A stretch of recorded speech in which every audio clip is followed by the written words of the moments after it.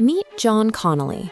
Once a star agent for the FBI, he's spending 2026 under house arrest in Massachusetts, having been granted compassionate release from a federal sentence back in 2021.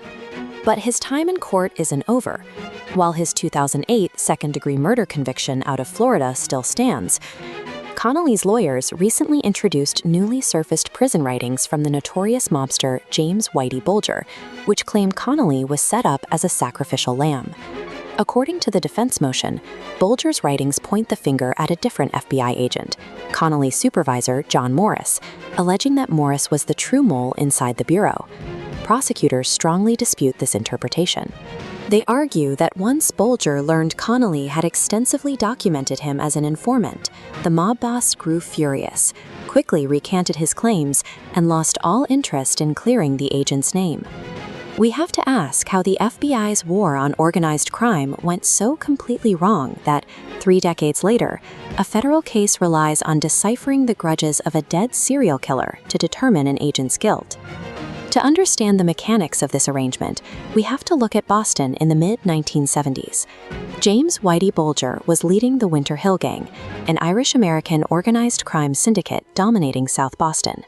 At the time, the FBI had one overriding national security priority in the region: dismantling the local Italian Mafia, known as the Patriacca family. Connolly, who grew up in the same neighborhood as Bulger, struck a bargain.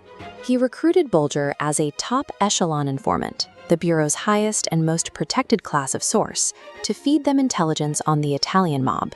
The Bureau got their mafia arrests, and Connolly built a celebrated career on those results. In exchange, the FBI's need for that intelligence effectively granted Bulger a federal umbrella to operate his own empire of extortion and drug trafficking. This protection extended up the chain of command. Connolly's supervisor, John Morris, later admitted to taking cash bribes from Bulger and his partner, eventually receiving immunity to testify about the arrangement. The relationship crossed a fatal line in 1982. Connolly learned that a man named John Callahan, the president of World GI, could potentially testify about a previous killing. Connolly passed that information directly to Bulger. Armed with that tip, Bulger immediately dispatched a hitman to murder Callahan. That single exchange of information is the exact crime that led to Connolly's contested Florida murder conviction, and it is the sole reason he is still fighting in a Miami courtroom in 2026. By late 1994, the FBI could no longer maintain the shield. A massive federal racketeering case was closing in on Bulger's operation. Connolly provided one final tip, warning his informant that sealed indictments had come down and arrests were planned for the Christmas season.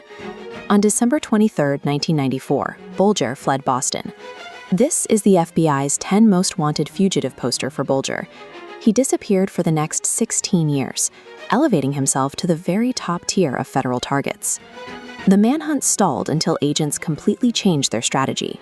Instead of focusing on the mob boss, the FBI launched a massive publicity campaign targeting his longtime girlfriend, Catherine Greek, seen on this wanted poster. That tactical pivot finally generated a viable tip.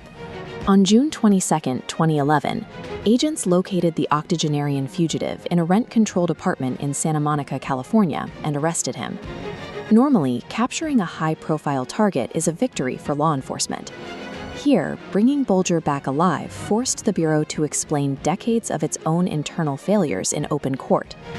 The trial opened in the summer of 2013 at the Moakley Federal Courthouse in Boston. Bulger faced 32 counts of racketeering and firearms charges, including allegations of complicity in 19 murders. The jury ultimately convicted him on 31 of the 32 counts. They specifically found him complicit in 11 of those 19 murders, resulting in 2 consecutive life terms plus 5 years. As for the remaining 8 murders, the jury returned a no finding. This legally means the charges were unproven. It does not mean Bulger was acquitted or declared innocent of those deaths.